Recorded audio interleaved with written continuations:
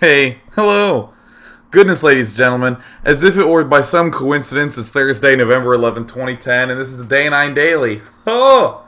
Who'd have thunk? Who'd have thunk that I'm doing one of these on Thursdays instead of traveling near and far to do more Starcraft shoutcasting action? No, today, I'm just doing a regular old daily.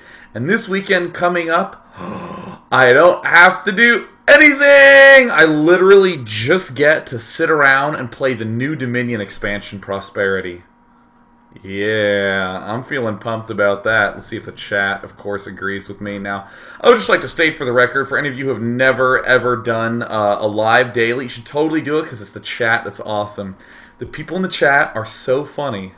Oh my god, I just like sit and giggle during the pregame music and stuff. That's, of course, trying to be all dramatic to pump everybody up. But I also want to just pose a little question to my viewer folks, because I want to show an example of the interactivity that we can pull off with the fine folks in the crowd. Hello, crowd. Hello. All right, so here's the thing. The original Fun Day Monday was the following. You must expand in a 1v1 game every 4 minutes. At the 4-minute mark, at the 8-minute mark, at the 12-minute mark, at the 16-minute mark. You must expand at these intervals. And that's it, right? That's exactly when you can expand. And you may only do so, and you must do so on these. So, for instance, if your expo dies, you have to wait until 4, 8, 12, or 60 minutes to rebuild it. And even if you don't want to expand, you have to throw in another expo. But the problem is people have been saying that it's actually impossible. And I'll give them the benefit of the doubt on this one. So I'm wondering, dear chat, would you prefer if it's every 4 minutes to expand or every 5 minutes? Every 5 minutes. Type of 4 if you'd like every 4 minutes. Type of 5 if it's every 5 minutes. Because I think that the 5 might be a little more lenient. Because the main point of these is to, and there's the chat streaming up. Because the main point of these is to get your brain to think, right? It's not to necessarily impose impossibilities. It's like, you're not allowed to make ground units, including workers. Have fun. Enjoy Monday, guys. Like, that's not going to be the point. Okay, so the general consensus is 5 minutes. So I'm going to do the following, since there is that much overwhelming delight at that idea. Send me a replay to Monday at day9.tv for Fun Day Monday of you expanding every 4 minutes or every 5 minutes. Pick one at the start of the game and just do whatever you want to end up doing. Of course, one of the mods was like, that's enough 4s and 5s, I'm pausing it. Awesome. Howdy, gamer. He's like, alright, we get it. We understand. So yeah, once again, expanding every 4 minutes at 4, 8, 12, 16, or every 5 minutes, 5, 10, 15, 20, 25, 30, for some of you who, of course, do not like thinking in terms of 4. Now, today's daily is probably going to be a little bit more brief than the other dailies, but there's something that I may have said at MLG every now and again that could have caused some controversy. Oh, I fucking hate Colossi, alright? I hate them. Those units are awful. They are bad units, and I don't mean that, oh, I hate playing against them. I mean, I hate getting them. I hate getting them, because you know what happens? Losing. The reason Terran players were crushing Protosses left and right at that tournament were because Protoss players kept getting their Colossi. And there's a word in this phrase I've been using a lot that many people will not acknowledge. People are acknowledging Colossus and hatred, and they're going, oh, blaspheming. But the key word in this is get. Getting Colossus. I hate getting. Getting Colossus is a problem. It is the act of the get.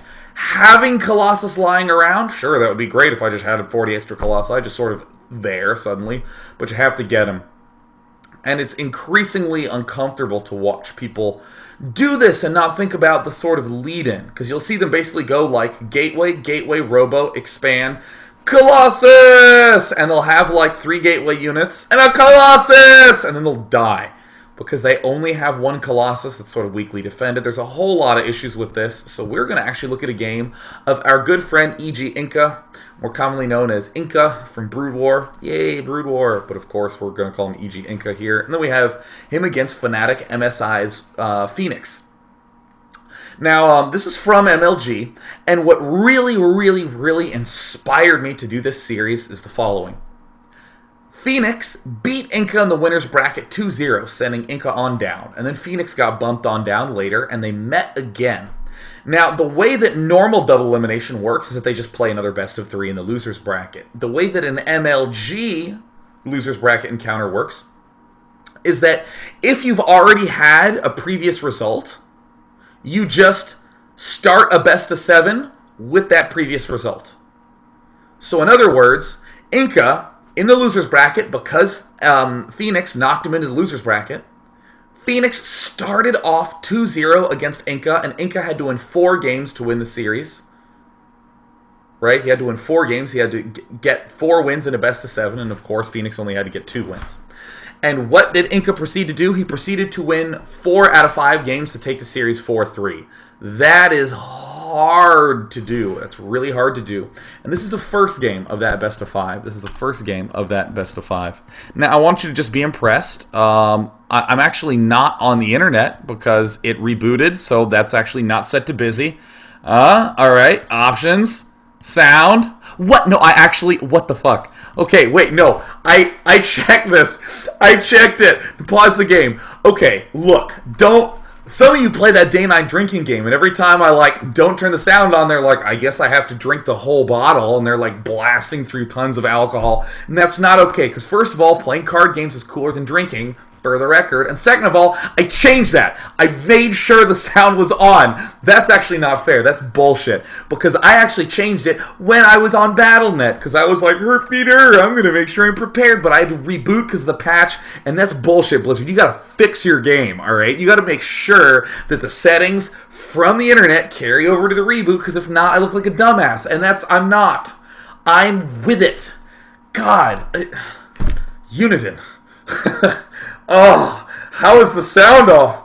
Oh, God, that was such a fail. Oh, my gosh. Wow. Oh, gosh. Oh, I'm going to have to find just a cute animal and just say something mean to it so it doubts its adorability. Can't believe it. That's so terrible. It is on, right? It should be. Yeah, I see little probes mining. I hear them. All right, great. All right, whatever. Whatever. It's not like I do this for fun. Oh my God, Blizzard. I don't care that there's no chat channels, man, but just make those sound settings import. I don't care about imbalance. I don't care about a good game. I just need to look intelligible. Anyways, it's Scrap Station. Scrap Station. And you know what? This map, people are particularly guilty as Protoss bears upon. I'm actually not going to speed this game up. We're just going to let it churn out at the usual pace. And just talk about it as it goes and pause. But see, Protosses are specifically on this map quite guilty of using the Colossus because they see this narrow passageway. Ooh, Colossi would be good here. They see this narrow passageway. They go, oh, Colossi would be good here. This area, maybe not so great, but then right back here, it's looking good. Pushing through here, the Colossi looking good. Okay. And also I can get an expansion up. Ooh, that's so cool. I can get my Expo. That looks good. Oh, great. Nifty. As a result, I will therefore get the Colossus, and you can't stop me. And then they make those noises. They make them look stupid, because you know what? That is stupid. It drives me bonkers. Because I bet you that there's going to be people who start going 1 gate expand Colossus, because they're still losing, and they think, well, maybe I just need to go 0 gate into Colossus. I need to make a gateway, then a core and a robo, and get an immortal, and kill the gateway, and then get a robo, and then I'll be good at this game. It's not how this game works. You don't suicide buildings. So Inka's going ahead and making his cybernetics core, and we see Phoenix doing a style that I actually think is quite unique. He's going to do an opening that I haven't really seen very much. We're still at an early stage in the game enough so that almost every really good tip-top-a-roo player out there is kind of still doing something a little bit different. I mean, it looks a little different. I would deem this as a lot a bit different. We're going to see a very fast stim out of Phoenix after he's gotten these Marauders very, very quickly. And that, I think, I've never even seen anyone else do before. There's still a lot of those, wow, never seen that before style of builds. And Inka's going to go ahead and he's going to get his Stalker and his Warp Gate. We see that no gas is down quite yet. We're going to see another Zealot pop out. Great. We like Zealots. Now, I'm going to tell you for the record right now that we've gotten to this stage of the game, Inka is going to be Dark Templar rushing. He's going to be Dark Templar rushing, okay? He's going to be Dark Templar rushing. Now, it would be awfully funny if this game consisted of Inka straight up Dark Templar rushing and winning, and me going, "See, Colossus really are dog shit." Right? That would be kind of cool. I'll have to do that for one daily here in the future, and that'll be the intro daily that you always have to show your friends to. It'll be like hazing. But we're gonna see this Dark Templar opening, and I'm not gonna think about the Colossus yet. Let's just think about the opening. How do we deal with crazy, scary things happening in the opening if we're going Dark Templar Rush? Now, some solutions are get the Dark Templar so outrageously fast that you end up, like by the time their first push arrives, you have DTs out. We're going to see something a little different come out of Inka. We're going to see like second gateways coming down. This is a delayed gas. He's getting zealots to kind of stockpile his gas. We see a little proby guy here. There's a Twilight Council. Now it's getting thrown down in the corner of the base. The corner of the basement. Making a pylon, sending guys on in. And again, look at this. This is a very clever little opening from Phoenix. Don't really see this that much. Stim Marauder straight into Command Center. Kind of cool. He can both put a little pressure on with the Stim and the Microage, and he can get his Command Center up really fast. And if for some reason Void Rays are at any point in the near future, he always has that essential Stim upgrade against them Void Rays. And I would deem Stim as an essential against Void Rays. And then he could even get his Concussive Shell right after this. But 4 Marauders, not a ton of Marauders. Just 4 Marauders. So we're going to see, we saw one more Zealot pop out, and there's the Dark Shrine going down.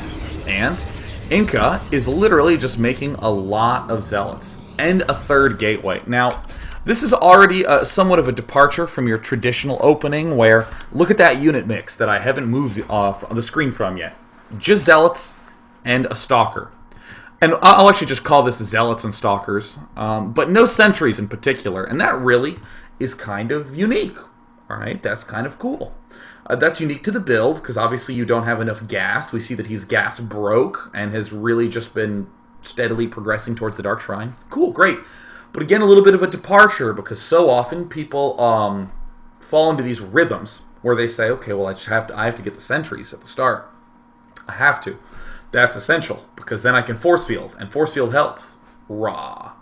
But I just want to note that you're aware of little things like 2 sentries cost as many minerals as a Zealot.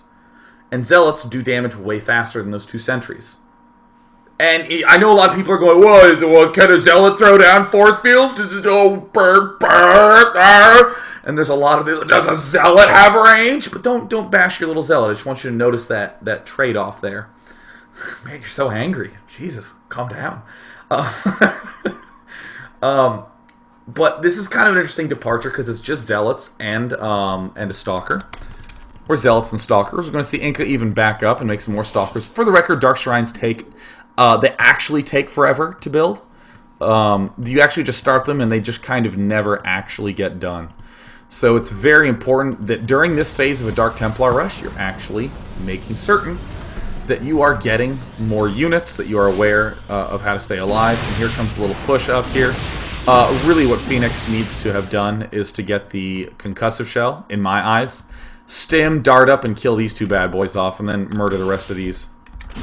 But either way, repelled reasonably well, right? Not the biggest deal in the world. There's another restim. Trying to pick off more Zealots, pick off the Stalkers, as those are the ones actually doing damage here.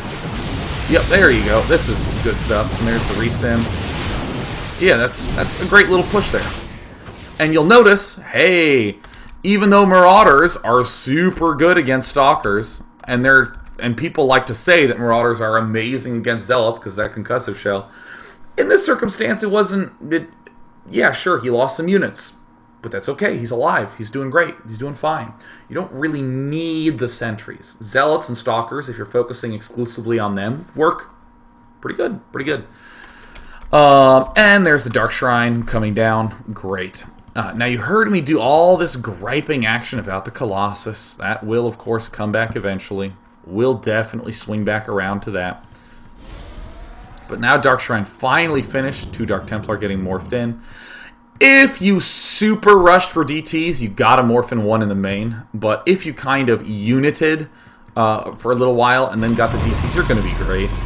So Phoenix getting the Marines. Phoenix, of course, playing a little bit in the dark.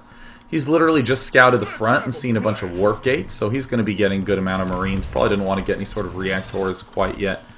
But now the DTs are going to come in, and I'm actually going to open up our resource little counting station here. Now this is actually going to do a pretty substantial amount of damage. Pretty darn big amount of damage. And this is, Inka's doing this exactly right? This is going marvelously. But, this game is going to end up going pretty nicely for Inka. I think that you're noting this right now. We're noting that, yeah, he's even getting his expansion up and all this good jazz. But I want to re-emphasize something that I say enough, but I don't do enough. Hence one of the motivations for this game. Some of the best educational examples are super one-sided games. If I heard in the GSL that there was a semifinal where someone 4-0'd another person or 4-1'd another person, I don't think to myself, yeah, that's going to be great to watch for fun. I think to myself, I can't wait to study those games.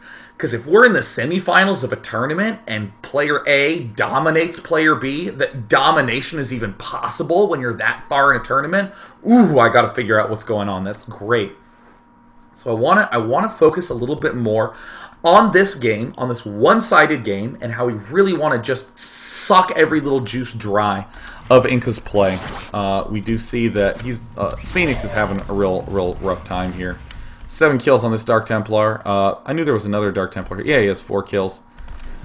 We do see some more aggressive pushing by Inka. I'm not so sure I really like that part, and I'm intentionally leaving the resources open at this phase. There's the scan. Not much, but of course enough to kill that off. There's the stim by Phoenix, but that's okay, because he's getting medevacs quite soon. Now, this is the exciting part of the game. Let's take a break from the exciting part. Going down in Inka's main are just more pylons. He's still making probes. Oh, notice how beautiful that is. No queued probes, just making them one at a time. Very good. This expansion's going down. We'll probably prefer a pylon here, a pylon here, just a forward pylon. So that way we don't have to sort of think suddenly to ourselves, oh yeah, I would love to be able to warp in at the front of my base. And then we're going to see the medevac is almost out, pulling back. There's the Dark Templar. Yep, reactors are some of the best things to hit in the game. For 2 reasons. One, they take forever to build, but probably the more obvious one, they die fast. Things that die fast are always good targets. And there's the scan, targeting 1 DT, and then we see targeting another DT. Get that other Dark oh, nope, didn't end up working out right. Okay, so he's going to be pulling back. Alright, there's that DT going down. And then we're going to see Phoenix kind of end up trying to do a little bit of decent micro here. This is working just astoundingly quite well. And there's the Robo facility that's doing quite a bit of good. It's getting built. That's fantastic. And Inka, I wasn't as big a fan of what Inka was doing right here because this is kind of a lot of units to invest, and this is a potential to just kind of throw an elite away. I mean, this is 2, 4, 6, 8, 10, 12, 14 units, and if we lost those, we'd be down at 40 food. And we're up against Terran, who, keep in mind, does have those orbital commands. As much as people love to just go, oh, mules are imbalanced, shut up, mules are not imbalanced. Mules are good, and you need to account for the fact that they're good. You don't worry about imbalance or imbalance. And we're seeing Inka continue to put pressure on. Oh, we see a Robo facility done. Hey, nice, alright, he's warping in units, his expansion's up, he's getting his gas geysers very responsibly, but look at that, also getting an observer. Very, very wise, so tempting not to do that. And there's the stim, going to be able to pick off all sorts of good stuff. Oh, will he be able to pick that off? He should be able to shoot the Dark Templar. Dark Templar, by the way, are kind of a prime target, but that's okay. He microed pretty well. And so then we see Phoenix manage to close that food gap a little bit. Very nice, very nice. He has his other little expansion up. He's kind of leery of throwing down them mules. Now, I'm actually going to pause right here because at this point in the game, I actually think the Inkas might be investing a little bit more in the attack than I think is necessarily good. All the setup back home's great. Getting this Robo, getting 2 extra gateways already, getting the expansion up, that's fantastic. That's just fan-frickin-tastic. Now let's do a little bit of theory now. Let's think to ourselves, what if we got to the front of Phoenix's base with that Dark Templar in the first place? It whacked once, and miraculously Phoenix had just hit 50 energy on both things. Scans once, kills the DT, kills the other DT. Looking good, feeling very, very comfortable. Right? Held off the attack. I want you to realize to yourselves that DTs prevent pushing from ever really happening, because when is Terran going to push if there's 3 DTs on the map? He's going to have to wait till he has a lot of scan. That cuts into mules. That does a lot of bad things. Dark Templars are great in terms of that. But I want you to just understand that the cloak and all the damaging and all the, maybe he doesn't have a turret as his expansion, not nearly as important a factor as he cannot push me ever without having scan saved up. Right? He cannot push me ever without having energy saved up on his orbital commands for scanning. Just can't. Just cannot do it. Cannot do it. Why is that so important? Because you heard me talk at length about getting the Colossus and the issues with that. And we'll start talking about that a little more, again, when we see the Colossus come up. So there's the DT split. Again, splitting DT is so essential. Because we split our Dark Templar up, then we have the luxury of always having 2 or 3 scans that have to go down. And now I see Phoenix throwing down some turrets. That's great. Oh, yeah, look at this. More gateways and a robo going down. Oh, lovely. Lovely, lovely, lovely. And it looks like there's the scan. And hey, Phoenix is finally starting to stabilize. Phenomenal. Fen-frickin-nominal, right? There is some whacking action of destructible debris, just creating an opportunity for pressure later. Phoenix is finally starting to get back on his feet. Not necessarily playing poorly by any means. Hasn't gotten an upgrade yet, likely can't afford it. But it's kind of hard to be able to do much of anything when you're in that sort of situation. Now, I want you just to note this look. Now, let me close this little menu here. Get that out of the way. Just look at this base. 6 warp gates, and now we're just beginning our Colossus. Have you guys ever been on 2 gates and you get your Colossus out? Shame on you. I don't like that at all. I hate that, actually. And entirely honestly, if, again, maybe Phoenix had the turret up and defended against the Dark Templar in the first place, getting a lot of gateways right at the get-go, pretty good. And then getting our Colossus after a little while. You heard me talk about, I love that Inka got that observer. Oh, yeah, because we always want to have that observer up. That's always going to be a very helpful unit. We don't want to sort of over-freak out and get overexcited at our little advantage that we have created for ourselves. So now there's Phoenix going ahead and doing the drop. Oh, look at all that beautiful warp in action by Inka. In fact, if we select all these, notice how he literally has 0 guys he can make because he's making out of all of them. Oh, yeah, getting a Colossus. Building a cannon in here. I would actually probably cut one of these gateways just because I don't think that we can actually support this much stuff. But there is the drop. Oh no, the medevac is trying to do as best he can, but it ends up falling. But still pretty good exchange there for Phoenix, as if he target fired, he would have been able to take out 4 stalkers, but, seems okay. DT's kind of marching in here again, and I just want to rephrase this, not as, dude, he's really messing this guy up, but more so that he's getting himself a lot of time to get Colossi up, getting himself a lot of time. We're going to look at this more as the Colossus comes out. Now, there's action going on here. There's the DT. I don't even care about that on the minimap. There's even a red blip in the main. It's an observer, but hey, why not, right? I'm going to ignore it. This little look right here, right? I think this little clump of units, let's actually go to the unit counting station to look at it. 4 Zealots, 6 Stalkers, a Colossus. Yeah, this is actually his whole army, right? This is actually his whole army.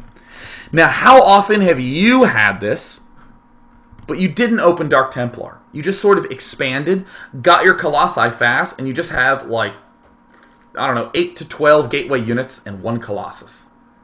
You are vulnerable. You probably even feel vulnerable. You don't think to yourself, oh, thank God I got my Colossus out. I did it. I'm safe. Right? Especially recently, because Terrans are getting better.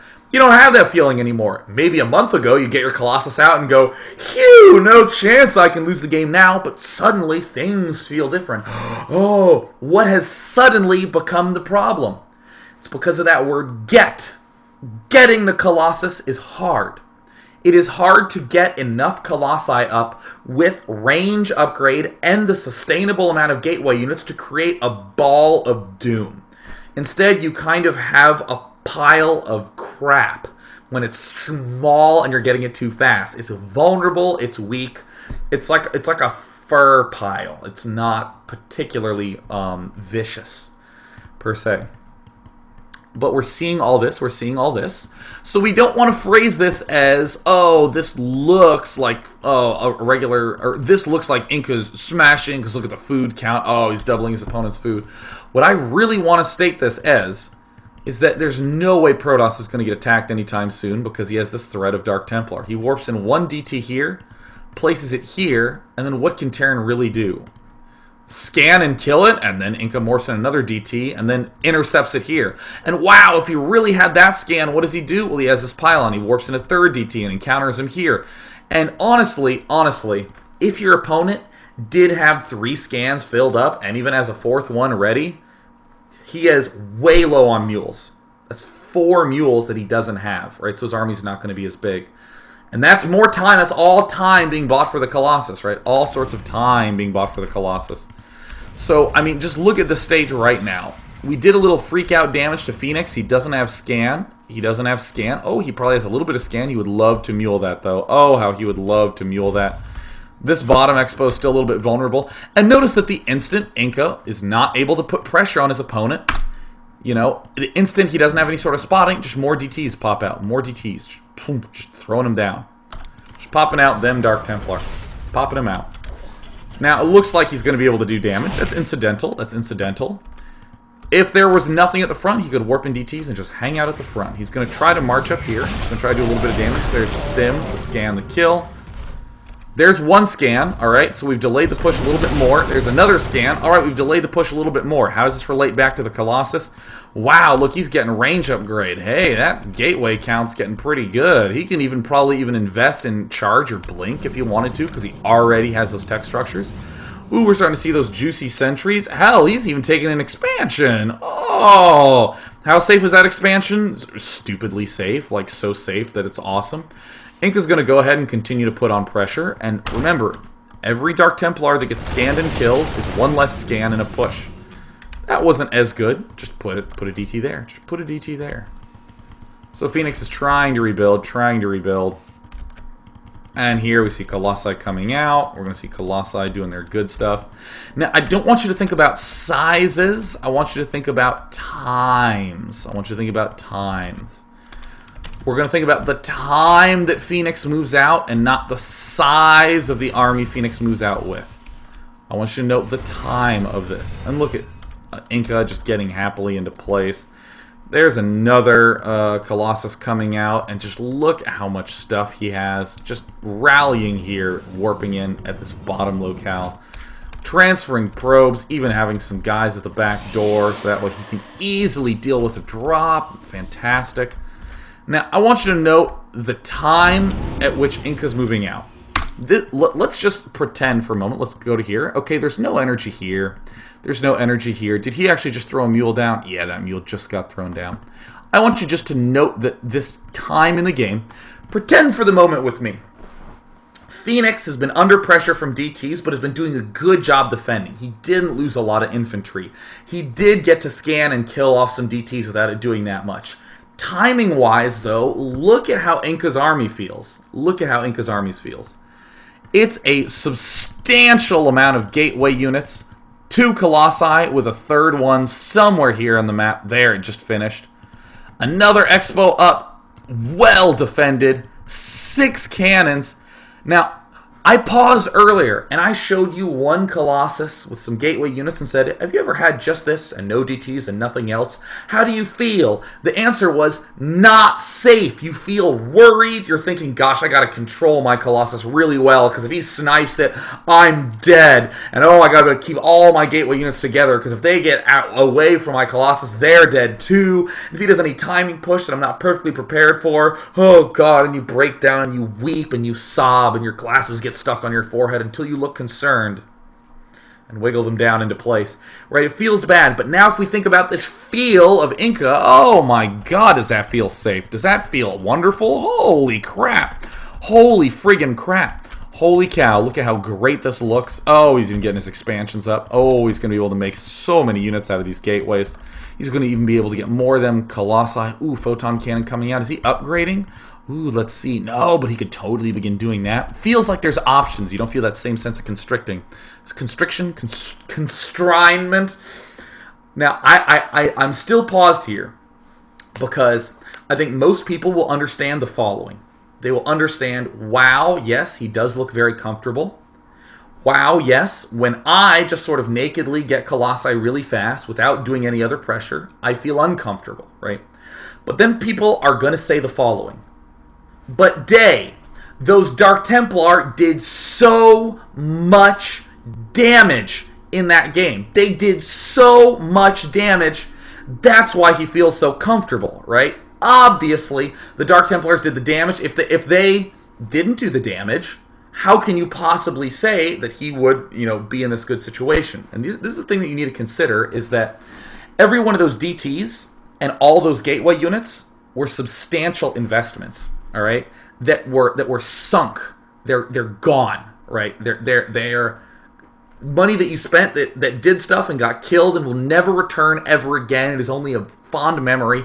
So much so that I actually want to begin counting the amount of damage that was done, or actually the amount of damage that Inka suffered.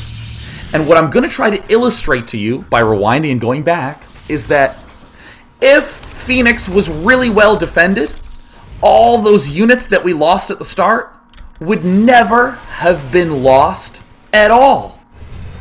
And as a result, our army that looked pretty damn good at the later stages would be way bigger. And we're actually going to count by how much bigger it would be. So I'm going to say that all one more time again.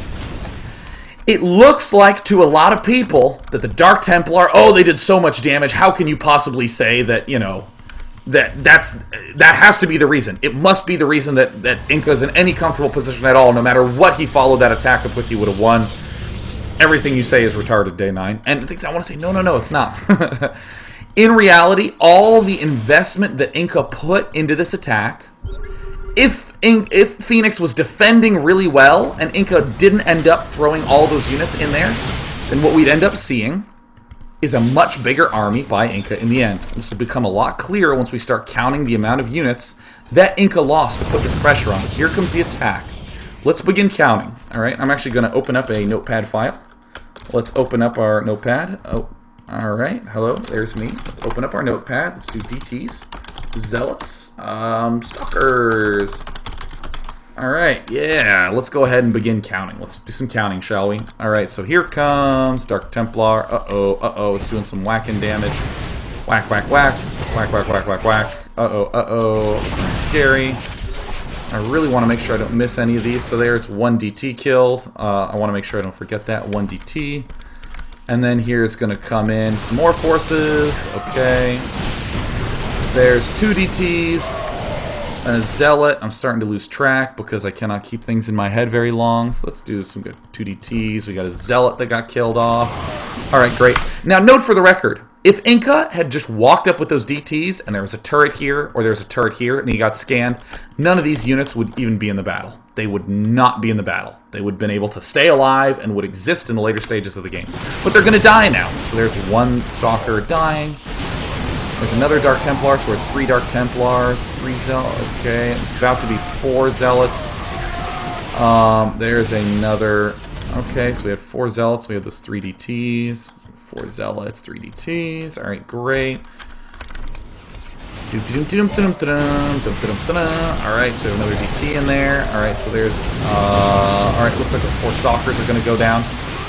4 Stalkers going to go down. Another DT and 2 more Zealots. That's 6 Zealots. We got those 4 Stalkers. That's another DT.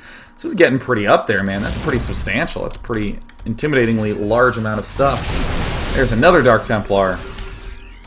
And there's going to be another Dark Templar. Okay, so that's 6 Dark Templar. Jeez, Inka, you're crazy, man. He's going bonkers, man. He's going Mongo. He's going all Mongo up on him.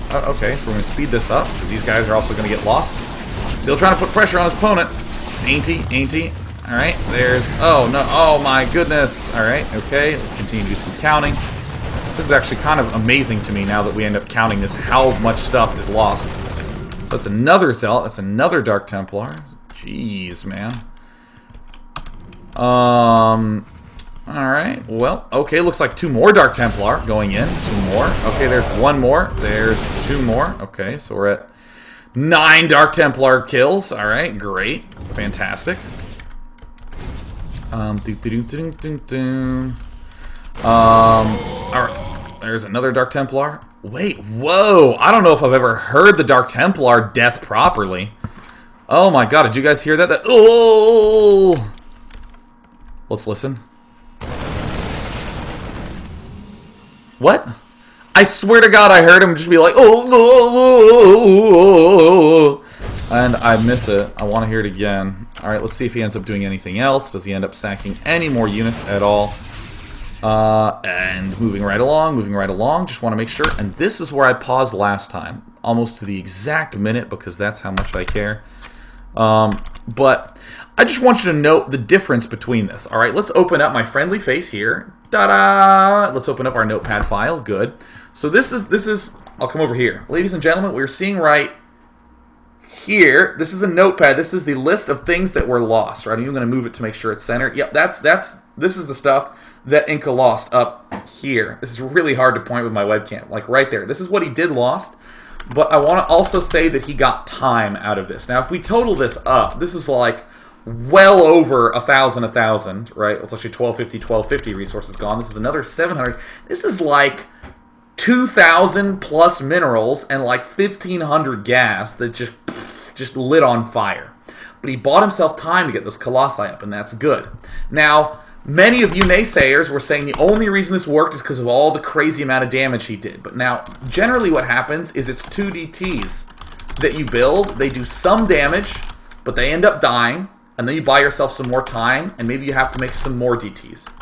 But in both of these, this is the key part of the equation. This time, here, and here, right? This is really what's juicy.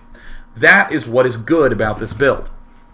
And this is why I always talk so much about, it almost sounds like I'm referring to a spectrum. Like, you know, if he does tons of mules, he'll have a huge economy, and he'll have a big army, but then he can't do a scan, so he can't kill your DTs. And even at the other end of the spectrum, if he does have enough scan to kill off your DTs, then he just doesn't have that much money because he spends so much on mules, right?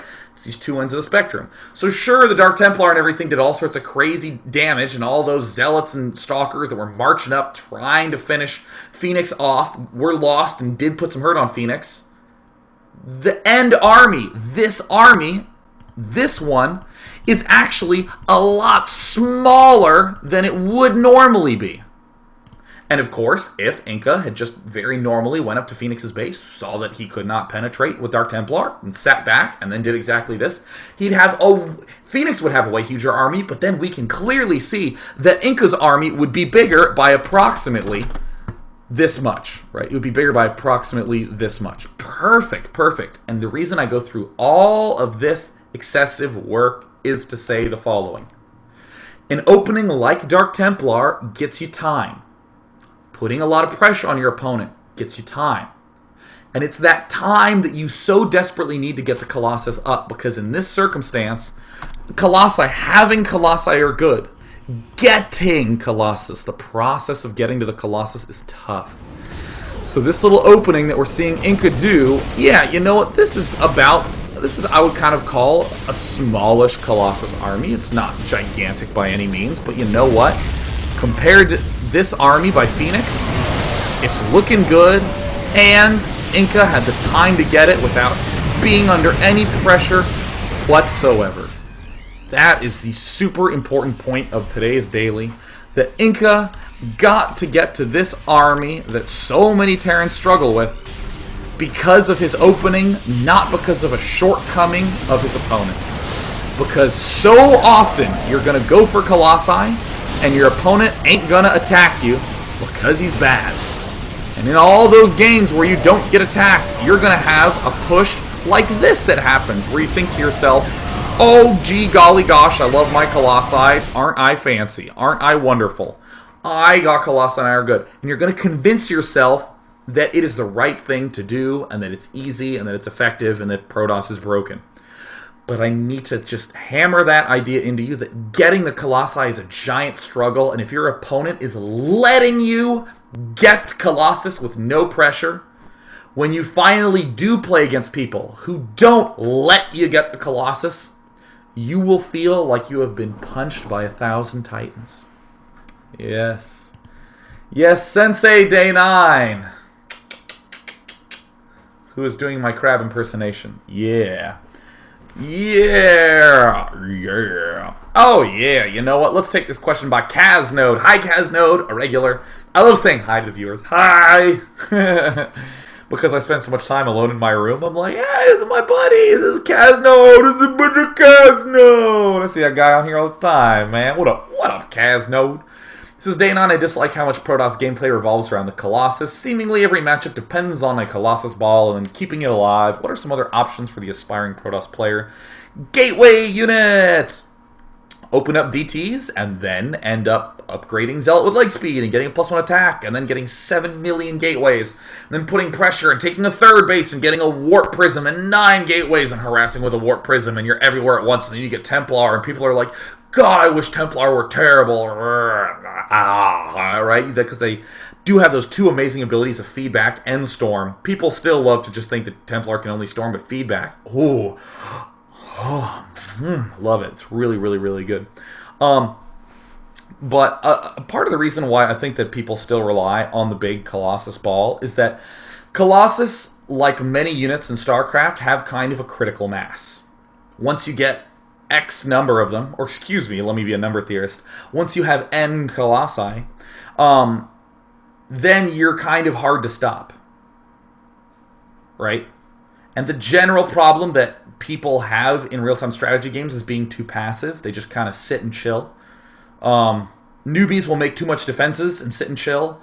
And better players will make a lot of units but still sit and chill. And the better players will make a lot of units and constantly be doing stuff with them. So that way they can't get to critical mass. Think a little bit about the siege tank. People, for a while, all they did in every matchup was mass up a bunch of siege tanks and then sort of walk out. And nowadays, people are comfortable just kind of saying to themselves, oh yeah, if he's getting siege tanks, I can just expand here and there and there and there, and what is he going to do? Because siege tanks are fixed in position. It's easy. But the problem is that with the Colossus, because they're a little more mobile, they're kind of hard to perceive as having the same problems as a siege tank, but they really do. Colossi are kind of weak in small numbers, and especially weak without... or especially weak without any sort of supporting infrastructure, such as lots of gateway units, lots of force fields, lots of other Colossi. So that's kind of why I think that people are still focusing their gameplay on it. But definitely, have you built those gateway units recently? Oh, yeah. Yeah, all right. One of my favorite things is getting a lot of gateway units, and depending on what they're doing, transitioning to carriers or transitioning to a bunch of phoenixes. Because let me tell you something. When you get in a battle, and they're going, all right, oh my god, Day 9 is maxed on gateway units, and even though my army's smaller, I have the right units to kill them. And you just lift them all into the air. And you're just like, oh! Units and the zealots are sitting on the ground, longing for combat. And then, of course, they fall down, and the hurt bringing occurs. Bow! Let us see here. So, Josiwe, Josiwe is the name in chat. It says, Dear Day 9, as Zerg, I have trouble scouting during the transition from early to mid-game and frequently lose to Colossus. I can't break the wall, and Zerg tech is slow if I choose to fast expand. What do? Now, I'm going to just begin stating some assumptions, and whether they're true or not, I'm going to make a good point. Yeah! So, I think the question really is, I feel like that I need to know if Colossi are coming, but if I don't know that, I feel really uncomfortable. I don't feel like I have a lot of options, and it seems like if I choose a number of things, I just end up weak to the Colossus if it's wrong. Or if I choose what's good against the Colossus, he attacks me early and I end up losing. I would start dividing things into big categories. And the way that I create these categories is by pretty much thinking about what I would make. So, I'll hit a fork in the road where I think I could either get a third hatch and make a whole bunch of roaches, or make a whole bunch of Mutals and Zerglings, or get a whole bunch of Hydras. Of all the openings, what does this Roachling thing beat? Of all openings, what does this Mutaling thing beat? Of all openings, what does this Hydra thing beat? And I just basically shuffle them around. And then I try as hard as I can to make sure I'm scouting right at that point in time. And then I just basically say, which one do I choose? And what you'll start to see is that let's pick this Roachling thing. Let's say you're good against some Gateway builds. Let's say you're good against some Blink Stalker builds. You're good against some Zealot with Leg Speed Templar build. But let's say you're not so good against Colossus. Let's say you're not so good against Colossus. Right? The Colossus, the thing you beat, the Colossus falls in the other category. But either way, let's just look at the things we're good at. I'll repeat it one more time. You're good at holding off the big 6 Warp Gate pushes. Let's say you're also good at holding off some crazy Blink Stalker pushing. Let's say you're also good at holding off some Templar Zealot with Leg Speed pushes. All with one strategy. What you note is similar about these 3 is a lot of gateways. You're noticing a high number of warp gates coming in. You're noticing a lack of robo. Right? Suddenly there's no robo. There's a lot of gateways. So now the question is, what do I scout for? Well, I'm either looking for a robo, and then I say, okay, cool, I'm not doing Roachling. Or I say, damn, can't find a robo. Better go Roachling. And it looks almost arbitrary. But because you just sort of examine the patterns of everything in this one class of strategies that you know you can defend, then you end up being able to sort of drill a little deeper. And the one thing that I would definitely say is a huge thing. If you are losing to just general pushes, I suggest that the following is the problem. That you are not powering enough. That you are not getting upgrades and drones early enough. Because what people will do is they'll go, ooh, I don't know if he's going Colossus. Let me make some units. And then they make some units. And they go, whew, okay, I feel safe. I guess he is going Colossus. So I guess I shouldn't have made those units. I should have been making drones.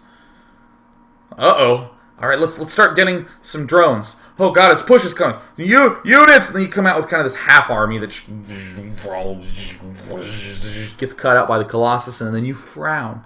So, in those particular circumstances, what I'm really suggesting is you want to be just making drones, and then suddenly going, time to make units for those Colossus. Great example of an unbelievable Zerg player who does this is Liquid Ret. Go get every one of his games from MLG. Do it. Get him. He is good. He is really good. Where is this? Cyanide says, Day 9, do you think it would have been better for Inka to bring a probe along to place a forward pylon for reinforcement, as well as teching to Templar archives instead of the Robo base, so you could get high Templar? Sure, there are definitely other options that I didn't even talk about in this daily. I just want to reemphasize that the goal of this daily was to highlight that Inka did an opening that bought him so much time so that he could get those Colossi in the first place. I'm not criticizing any other transitions, not even really talking about them. It is great to have an opening that buys you enough time to get the Colossus. So definitely I think that would kind of work. Let us see. Fear Dragon 64 asks another question about Deer Day 9. Do you think transporting units via medevac would have gotten around the wasted scans in trying to attack? If his army is transported across the map with medevacs, DTs can hit them. That's actually, interestingly enough, Kibikaki is the first player I've seen use DTs as just defensive units to hold off drops. Interestingly enough, drops actually have an incredibly huge struggle time dealing with Dark Templars because, you scan once just to protect your own drop. And then most of the time your drop is going to get repelled. You're going to have to pull away. Most of the time your units are in the process of unloading before the whack into the Dark Templar has begun. So he's already starting to chew through your units. This is my Dark Templar impersonation.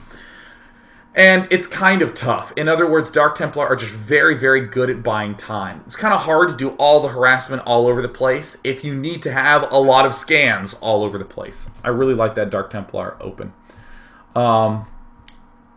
So Rohannesburg says, Day 9, I order you to answer my question. And then there's no question anywhere nearby. But I want to let you know, Rohannesburg, I value you as a person. Yeah. All right, let's take one more question. Let us take one more question.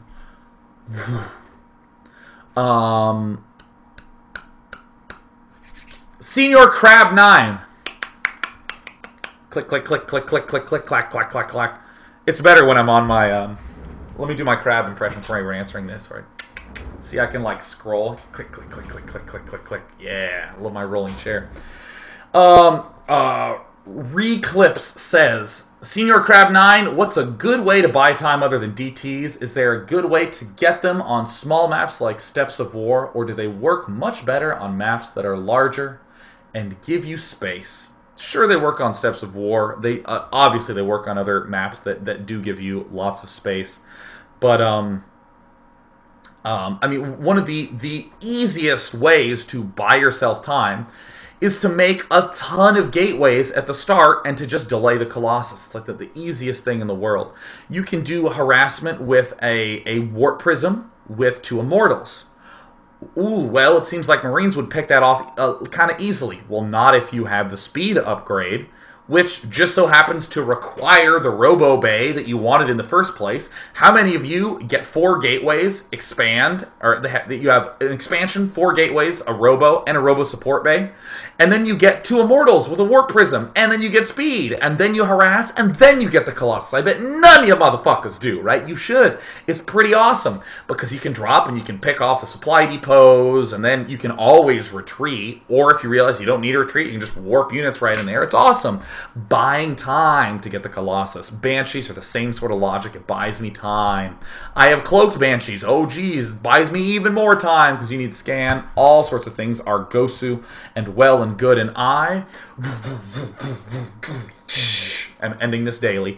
Peace. See you for Fun Day Monday next week. Again, send those replays to Monday at day9.tv of you expanding every 4 minutes, 4, 8, 12, 16, 20, or every 5 minutes, 5, 10, 15, 20. Not every 4 or 5 minutes. Pick one at the start of the game. See ya. Bye. Peace. Peace. See ya. See ya. Open up overlay. Thank you.